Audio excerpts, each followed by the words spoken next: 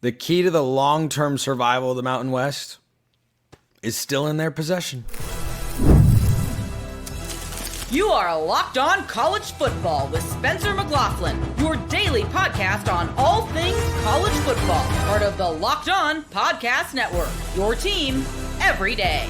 Welcome, everybody, to another episode of Locked On College Football. I'm your host, Spencer McLaughlin. Thank you so much for making this your first listen or your first view every day, part of the Locked On Podcast Network, your team every day and your daily source to stay up to date with the biggest stories in this, the greatest sport on planet Earth. Oklahoma's got to beat Michigan. They just have to. I'll tell you why in today's show. USC heating back up with a big get on the trail. That's today, which is brought to you by our friends at Monarch Money. Take control of your finances with Monarch Money. Use code LOCKEDONCollege at monarchmoney.com for 50% off your first year. So, it's June. June has officially arrived, and the departing Mountain West schools have officially let the Mountain West know they will be departing next year and going to be a part of the Pac-12. There was a tweet from the Boise State athletic director saying, "We've loved our time here, but it's time to go to big, bold ventures," or some matter like that. And I got to thinking, what happens to the Mountain West? Do they hang around? Do they get to continue to be a conference? Will the Pac-12 ultimately do to them what the Big Ten and mostly the Big Ten did to the Pac-12? Good. It's entirely possible. But if you're the Mountain West, that's of course not in your best interests. And if you're going to stick around as a league, you need flagship schools. Now, this is a different style of conversation when you talk about realignment moves that happen in the SEC or in the Big Ten, because those conferences already had flagship schools, and they just said, we want more big brands because we can get more television dollars and we can get into more time zones, and we can ultimately one day try to grow this into an NFC AFC thing like they have in the NFL, but it's Big Ten and SEC and nobody else. That's entirely possible. It's totally on the table. It's a long ways away, but that option's on the table. But the Mountain West, when you lose Boise State, Colorado State, Utah State, San Diego State, and Fresno State,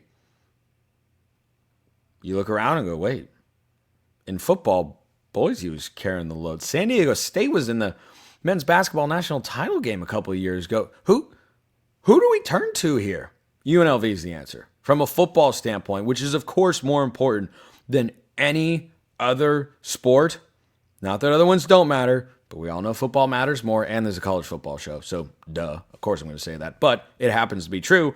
Football matters above all else. Well, UNLV doesn't provide inherent value just because of Dan Mullen.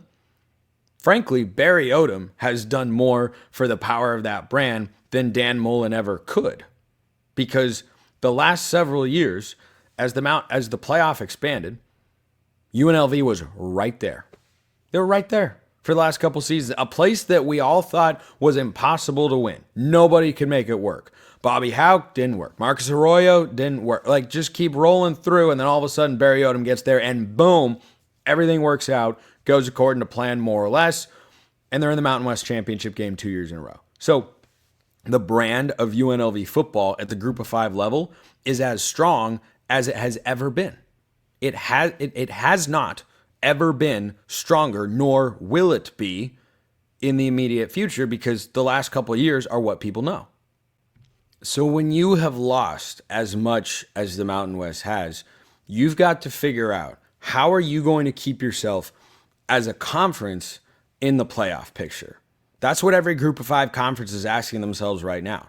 The Pac-12 doesn't have as big of a question mark there. The American doesn't have as big of a question mark there. Every other Group of Five league that wants to fight for survival, you've got to have relevance. That plays a bigger factor than it should, because college football shouldn't be entirely about a playoff, but that's the world that we've created for ourselves, so that's one you have to operate in. But which other program do you look at in the Mountain West and say, there you go, that's the one that'll get the Mountain West into the playoff, that'll help keep the brand strong enough to keep them there, to keep them in the discussion, to keep them on people's mind? Like, where is it? Air Force?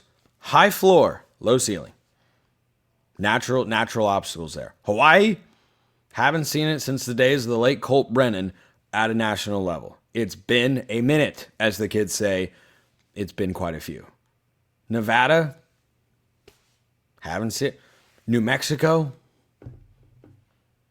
bunch of great basketball brands in there that are getting to the tournament every single season. And I get that. I get that. But for football, UNLV is the only one. And we know that brand power matters because that's going to help you schedule teams that have the ability to boost your RPI. Because who wants to schedule a game against a team that, well, if we lose, we get nothing. If we lose, we're punished. And if we win, we get absolutely nothing. Well, UNLV isn't that. UNLV is the point, especially now with Dan Mullen in charge. And I'm curious to see if they can even sniff the playoff this season. But if you look at it from a scheduling standpoint for a Power 4 school, there is value to having UNLV on there. It's not a Power 4 team. You should be able to win. You don't get nothing. Plus, Vegas is really fun. They play UCLA this year. That's one of the under the radar, fascinating non-conference games. But the good news here for the Mountain West, and why I think short term, I'm talking 5 to 6 years, I think the Mountain West hangs around. Long term, I struggle to see it. I do.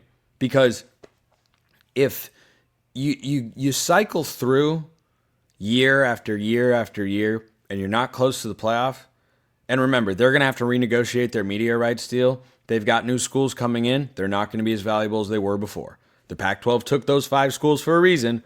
Part of it, they were the most valuable, particularly Boise State, Fresno State, and San Diego State. So UNLV is the key. The Mountain West still holds the key to their own survival because it is UNLV. They haven't jumped to the Pac-12 yet. The speculation, the rumor, the discussion about would they go, should they do this, we're still waiting to see what happens with the whole legal situation. But overall, the Mountain West right now, yeah, you've still got a flagship school. You take UNLV out, I think people are going to start to scramble. I really don't think they can survive that loss. You're in a situation that's reminiscent of what the Pac-12 had post USC UCLA. You looked at Oregon and Washington and you said, you've got to keep them around. But in this case, I think it's just the one school. And you didn't keep Oregon and Washington around because the media deal wasn't good enough. They said, nope, any port in a storm, we're going to go to a better one. And then everybody was scrambling from there. If UNLV were to jump, I think the rest of the conference would look around and go, yeah, okay, this is not stable enough. We've got to figure out a better, more sustainable long-term option. But is the Mountain West in a great position? No. Would I have rather seen a merger with the Pac-12 and the Mountain West? I mean, it's kind of what we got, but like a full-on, relegation merger. I'm just a big relegation guy, so I think it would have been good and fun. I understand why the logistics, in particular, really the finances, I think, are what made that idea never seriously get off the ground. But overall, I think the Mountain West can hang around. I don't think it's long for the road. And I think the next media rights deal that they negotiate, probably the last one for the conference. Not that I take joy in saying that. I don't have a vendetta against the Mountain West. Just reading the situation, that's how I see it. Hope I'm wrong. Hope I'm wrong. We can keep regionality and tradition around, but I'm not optimistic. So let me know your thoughts in the comments below. Hit me up on Twitter, all that good stuff. I had a take on Oklahoma's schedule. And now I'm going to get the take from an Oklahoma guy on my take on Oklahoma's schedule. Because guess what? He agrees with me. Woohoo! First, this episode brought to you by Monarch Money. Do you ever check your bank account and wonder, where did all my money go between dining out, online shopping, and entertainment? It's easy to lose track. That's where Monarch Money comes in, your personal CFO giving you full visibility and control over your finances. Monarch Money isn't just a budgeting app. It's a complete financial command center. You can track all your accounts, investments, and spending in one place. So you stop just managing your money and you start building wealth. All-in-one convenience is what they are all about. Instead of juggling multiple apps to do all this, you can use Monarch to check your finances, track spending, and even plan long-term goals. Take control of your finances with Monarch Money. Use code LOCKEDONCollege at monarchmoney.com for 50% off your first year. That's monarchmoney.com, code LOCKEDONCollege for half off your first year. Check them out at monarchmoney.com. Well, last week on the show, I discussed Oklahoma's schedule because they in Florida get this narrative, oh, their schedule's so hard, it's so brutal. It's just The worst there, according to ESPN's metrics, the two hardest schedules in all of college football. John Williams of Locked On Sooners is here to discuss, because I want your take on my take, John. And my take is these are not two programs that are on the level of Mississippi State and Vanderbilt here. This is Oklahoma, and especially, this is Florida. When did it become, look who Florida has to play? Look who Oklahoma has to play. That's not how it was when I was growing up. It was, oh, these teams have to play Florida. These teams have to play Oklahoma. The Sooners are in a new conference, so I give them a little bit more leeway than what I give to Florida with this. But that's just how I look at the two toughest schedules in all of college football. Am I being too harsh on these programs? No, I think you're actually providing them a little bit of respect, especially when it comes to Oklahoma. Like, you're Oklahoma. You're a blue blood football program, one of the two or three best programs in college football history. Yeah, you have to play Oklahoma. Now, Oklahoma's coming off maybe top 5 season. Maybe top 5. Okay, that's a debate for another show. Yeah. You're coming off of a 6-7 season, so I get why people are a little bit hesitant to say you have to play Oklahoma.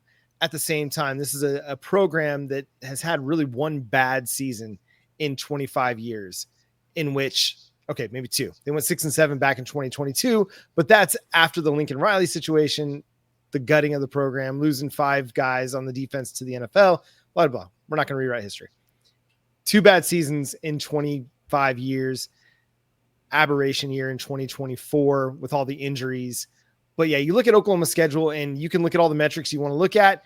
I'm kind of the mind that it's not as tough as the metrics want to make it, because you look at a lot of the programs on this list and a lot of those teams are turning over quarterbacks, or they're turning over significant parts of their team. You look at an Ole Miss team, and our guy Stephen Willis over at Locked On Ole Miss talked about how Ole Miss had one of the best rosters in college football last year and underachieved. Now they're replacing Jackson Dart. They're replacing a ton of guys off that defense that was pretty good. And that's a team that Oklahoma actually led at half in Oxford last year, with Jackson Arnold at quarterback, with a banged up offensive line, with no wide receivers. And so I look at Oklahoma's schedule, and yeah, it looks tough on paper, and strength of schedule is going to look tough. You look at the over under win totals, and it's going to look tough.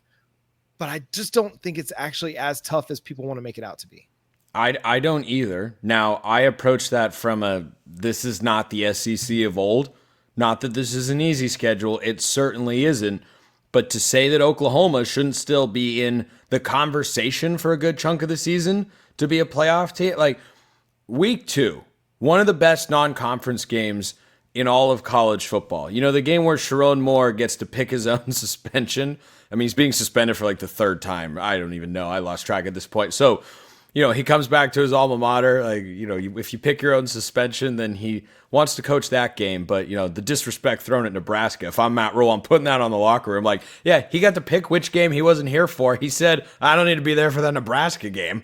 Who needs to play that, right? So, anyway, week 2, one of the best non-conference games in all of college football. With how I view Michigan going into next season and how I view Oklahoma, I think it should be a really, really tight competitive game.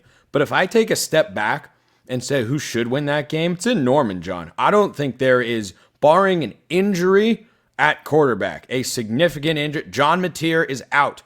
He's not playing. He's not available. That's a game that Oklahoma should absolutely win, and it should catapult them into the national spotlight, and they should be able to stay there for a solid amount of time, because you got to be looking down south a little bit at Texas and say, why does it feel like Texas is so far ahead of Oklahoma, right? That's the way that I look at it. That gap just should not be as big as it is. I don't think it's as big as it is. I think it's being made bigger by a lot of folks in the media. Texas is going to be good. I think Oklahoma is going to be good too. Texas is coming off of 2 back-to-back college football playoff appearances. Absolutely. They're going to be good. But they're turning over a lot. It's a significant portion of their offense that they're turning over. Oklahoma, yes, they were bad last year. I can't sugarcoat that. But the part that was bad has been remade. You talk about that Michigan game, a lot of it's going to come down to trench play. if Oklahoma can hold up along the offensive line, which I think they're going to be a lot better this year than they were last year, then yeah, I think Oklahoma's got a really good chance to win that game, and they should win that game. It's Bryce Underwood's second start in his collegiate career on the road in Norman against a Brent Venables defense. If they don't win that game, it's gonna the seat for Brent Venables is gonna turn up really, really hot. It's gonna be scorching because that's a you got to have it. You got to have it game. There's no ifs, ands, or buts about it. You got to go win that football game. And I think beyond the quarterback play, a lot of it's going to come down to offensive line for Oklahoma against Michigan's defensive front. They're going to be good up front.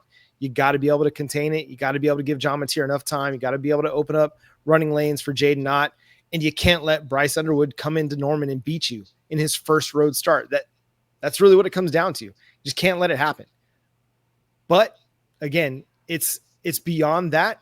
You go win that one, and I think you're going to have a good chance to go into the Red River Showdown undefeated against what I think is going to be a good Texas team. Are they the number one team in the nation as things stand right now? Not for me, but I think maybe for a lot of people, just because you don't really know who else you'd put at number one.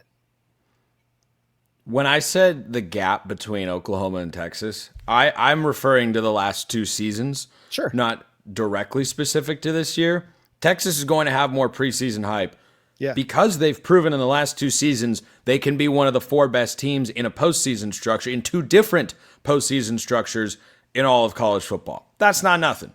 That's not nothing. So that's the way that I'm looking at the Oklahoma Texas gap is like what Texas is up here.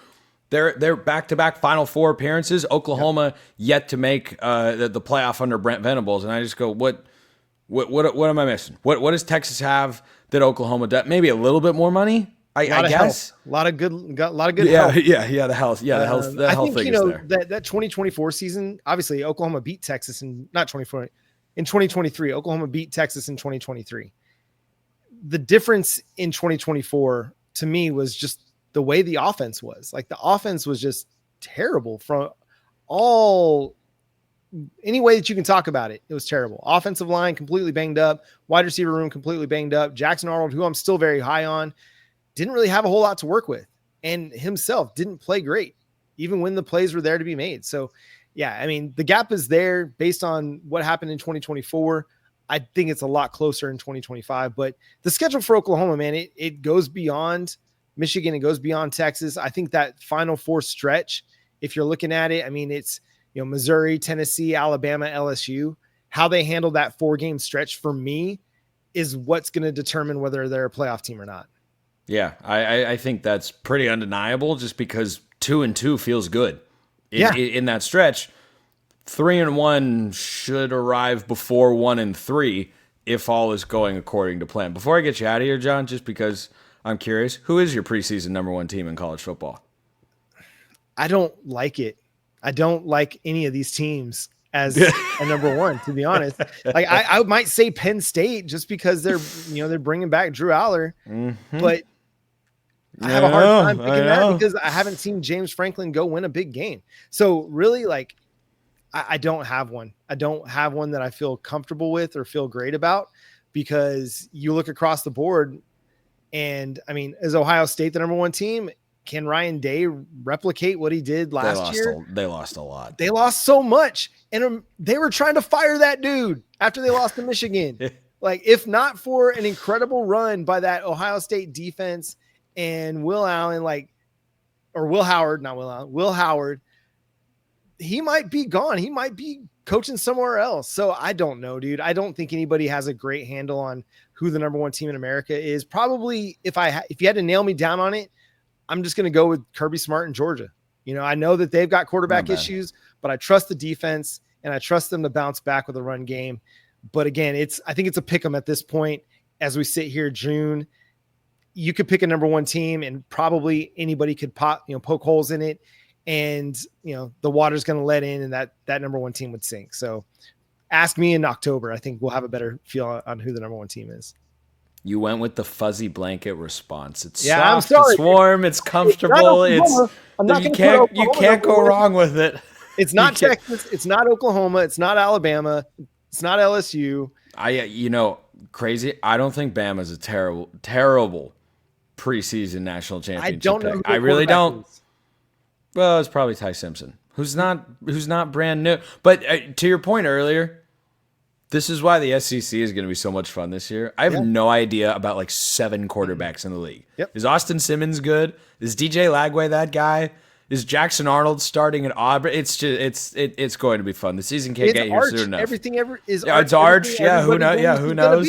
Like if he's great, but will he be? I don't know. Yeah, Garrett Nussmeier is the only guy that's proven. And by the way, he needs to stop turning the ball over. Did that a bit too often last year. John Williams. If he plays the way that he played after he came back from his shoulder injury against Oklahoma, dude's winning the Heisman. LSU might have a Joe Burrow type quarterback. 100%. 100%. That dude was a totally different guy after I don't know. He can make a lot of throws that other guys dream about making. Yeah. In college football. Pre-shoulder injury Garrett Nussmeier. Yeah. Post-shoulder injury Garrett Nussmeier were 2 different quarterbacks. Yes, 100%. John Williams, Locked On Sooners, great as always. USC heating back up again.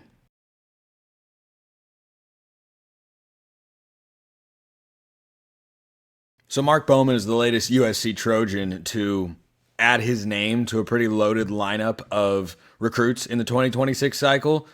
He's probably one of the more exciting ones if you're a USC fan for a couple of reasons. Number one, the lineup of schools that we're going after Mark Bowman, understandably so, because he's one of the top 20 or 30 players in the entire class, regardless of position. And it depends on which service you look at. But again, this is one of the elite prospects and a guy who I think steps onto USC's campus, makes an impact right away. And USC had to beat out the likes of Oregon, Georgia, Ole Miss, and Alabama, amongst others. That's a pretty darn good list. And of course, Bowman was tweeting out about the Southern California movement, got to keep guys home, and we're keeping them here, keep the talent in USC, which has always been something people like myself have pointed out for several years since Lincoln Riley got there or when Clay Helton was there.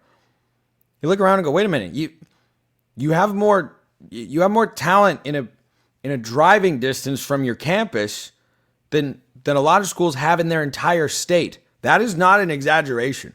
There are elite programs that don't have as much talent in their entire state as USC could reasonably drive to down in Los Angeles. This is a Mater Dei kid. This is one of the premier high schools in all of I almost said in all of college football, because they're just churning out college prospects every single year. It's not 1 or 2. It's a matter of how many, not are they going to have any each and every cycle. So Bowman reclassified from the class of 27 to 2026, and yeah, it's not going to matter a whole heck of a lot. He needs to put on some weight. I think that's pretty clear. 6'4.5", 225 pounds is what he's listed at the tight end position. The comparisons, when you get a guy who's as athletic as he is, go straight to Brock Bowers. When you check out his film, you understand why. He is way too twitchy to be as big as he is. And there are a lot of positions in college football that even for a really highly rated recruit or a 5-star kid even, it's hard to make an impact at as a true freshman. Defensive line, offensive line, most notably among them. You look at, Caden Proctor at Alabama, for instance. He's going to start this year along the offensive line. Played as a true freshman. He was okay. Now he's going to be really good, and I bet you he works his way into being an early round NFL draft pick. But stepping onto the field as an offensive or defensive lineman or as a quarterback, incredibly challenging. And expectations, I think, should always be tempered. Tight end is not one of those positions. Receiver is not one of those positions. Running back is kind of hit and miss. But tight end is one of those spots where you go out and get somebody, and if he's got the hype for a reason, he can step on your campus, make an impact right away. So this doesn't just, further solidify USC's number 1 ranked recruiting class, which, lost Xavier Griffin, a 5-star linebacker, not long ago. And oh my gosh, the world is ending. Here we go with the 5-star decommitments. And they just go right back and, drive down the street and say, hey, Mark, why don't you come and be a USC Trojan? Yeah, it turns out that's a pretty good strategy for Lincoln Riley and company. So the comparisons to Brock Bowers are incredibly valid for this guy. Incredibly valid, because someone who is that big, he'll need to put on, 20, 30 pounds or so. That shouldn't be a problem by the time he gets on campus or by the time he at least plays his first full season as a Trojan. he shouldn't be able to move the way that he does. And what I think this makes this fit really interesting schematically is the way that Lincoln Riley uses the RPO game. He can be a force. Now, that's not the only thing he's going to be able to do. It's just that when you line somebody up at kind of that H-back slot and run that split zone and, with the Y option in the flat, if he's that guy, he's not just taking it and going for 5 yards. He can make a defensive back miss, and then he can accelerate. Or you can do that and he can turn it into a big play. Or you push the ball down the field to him and you realize, oh, he's got receiver skills. He's got receiver speed. The thing that impresses me the most about him is the agility in the route running. When he gets to the top of routes and gives a defensive back a little wiggle or a shake, it's not your typical tight end wiggle or shake. Is he going to body guys? Is he going to, box him out Jimmy Graham style? I'm sure he could if he wanted to. I think he's probably just going to run away from them. So this is a huge, huge get for USC in the class of 2026. It's a phenomenal way to respond after you lose a 5-star recruit, who I will definitely be talking about at some point on the show when he commits, I believe sometime in this very month of June. We're into recruiting hotbed season. And I tell you what, I hear all the time, well, kids are just going to flip. Oh, how many of these guys are actually staying? Most of them are going to stay. And then, yes, because of the addition of the transfer portal to the college football world, you have to kind of filter through and figure out, okay, which of these guys are actually going to be high impact players? How many have an ability to contribute right away? Mark Bowman is one of those guys. So rarely do you have someone that has an off the field impact as big as an impact as, I'm going to try that again because sometimes English is hard and my brain freezes. Sometimes guys are going to have a bigger impact on the field than off the field. Sometimes guys end up having a bigger impact off the field than on the field when it comes to recruiting. And sometimes, Goldilocks, you get it just right and you wind up getting both. Mark Bowman is both. This is a statement, once again, for USC that they want to dominate the Southern California area, a place where Alabama's coming in and gotten players before, like Bryce Young, who was a Mater Dei guy back in the day. Or Oregon has come down and gotten guys like Kayvon Thibodeau or Mateo Uiagalelei from Southern California. And Mark Bowman going out there and saying, we want to put a fence around Southern California. It's easier said than done. You're still going to have schools come in and try to pull kids out of there. But make no mistake about it, the biggest change for USC and why they are recruiting the way they were always capable of in the class of 2026 is they just went and realized, okay, let's start in our own footprint and let's make it happen. Let's go and let's keep these kids here. And then once the rankings rise and the brand starts to come back, then we branch out a little bit more. But the amount of talent in Southern California can never be overstated. Ever. California, Florida, Texas, in no particular order, are the best 3 recruiting states for talent in the country. Georgia's very high on that list as well. I don't think they have quite the volume, but certainly you get a really high caliber recruit that comes out of the state of Georgia down south. But Texas and California and Florida, USC's always been one of the best jobs in college football once you got everything right administratively behind the scenes. It certainly seems like they have done that down there in Los Angeles. And this just goes to show you, when you talk about a place like Florida, for instance, with Billy Napier, it's one of the 5 best jobs in all of college football. Why? Because of how much talent is close to home. Some kids want to go across the country, want a new experience, want to get out and see a different school. Okay. You know what a lot of kids would like to do? Oh, you mean my parents can just like drive to the home football games? Yeah, that's a pretty appealing thing. So props to USC for going out and landing Mark Bowman because he's a big-time recruit. He's going to be a big-time player, and they just keep their momentum going. And they hit a little bump in the road, and all of a sudden they realized, wait, we don't need new shocks. We don't need new struts. We just need to keep driving and realize it'll continue to smooth itself out. So USC, hot on the recruiting trail again. Appreciate everyone listening. I will see you next time. And until then, hope you have a wonderful rest of your day.